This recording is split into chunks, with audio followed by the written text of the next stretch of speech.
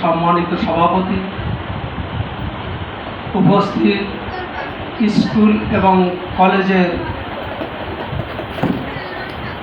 বিদ্যালয়ের ম্যানেজিং কমিটির তথা অ্যাডহক কমিটির সদস্যবৃন্দ, প্রিয় ছাত্রী মায়ের আমার, সকলকে আমার নমস্কার।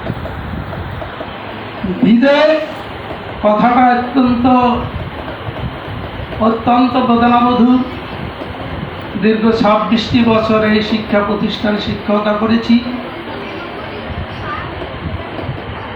মনে মনে মাঝে মাঝে ভাবি যে আমার শিক্ষকতার যে বয়স সেটা তো পার হয়ে গেছে, নিশ্চয়ই এখানে কোনো নতুন শিক্ষক আসবে, তাকে স্থান দেওয়া আমার দায়িত্ব এবং কর্তব্য। এর জন্য আমি মনে মনে কষ্ট পাওয়ার কিছু নেই, কারণ আমার তো শিক্ষকতার বয়স শেষ হয়ে গেছে। তো এই বিষয় নিয়ে মাঝে মাঝে চিন্তা করি, তারপরও আবার এর ভিতরে একটু কষ্ট বেঁচে উঠতে যে আমি আর ওই স্কুলে যাব না, বা আমি ওই স্কুলে আর শিক্ষকতা থাকবো না। 2 দিন ধরে এভাবে চিন্তা করি যে আজ ঘুম থেকে ভোরে উঠেই আমি স্কুলে আসার জন্য সমস্ত প্রস্তুতি নিতাম, ঘর সামলানোর জন্য যা যা করতাম এইগুলো আমার আজ আর করতে হবে না। তো এই দিক থেকে মানসিকভাবে খুব চিন্তা হয় যে এই অবসর সময়গুলো আমি কিভাবে কাটবে, আমি কিভাবে চলব, এই বিষয়টা আসলে মনের ভিতরে ভীষণ পীড়া লাগে যে আমি আর 10টা বাজে স্কুলের উদ্দেশ্যে রওনা হব না, আমাকে স্কুলে প্রয়োজন নেই।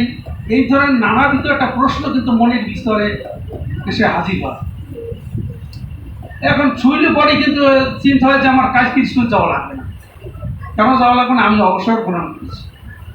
অবসর গ্রহণ করার পরে যখনই সাধারণ মানুষের সাথে দেখা হয় তখনই বলে যে এত বৃদ্ধ হয়ে গেছে, বৃদ্ধ, তার কর্মস্পৃহা তার ভিতরে নেই, এই জন্য সরকার তাকে বাদ দিয়ে দিয়েছে। তো আসলে এই চিন্তাটা মনের ভিতরে আসলে পরে যে আসলে আমি বৃদ্ধ হয়ে গেছি, তবে আমি আসলে আমি গায়ের দিকে তাকাই দিকে আসলে আমি কি এত বৃদ্ধ হয়েছি না, আসলে তো মনে মনে চিন্তা ভাবনা করি যে আমার তো যথেষ্ট শক্তি আছে, হাঁটাচলা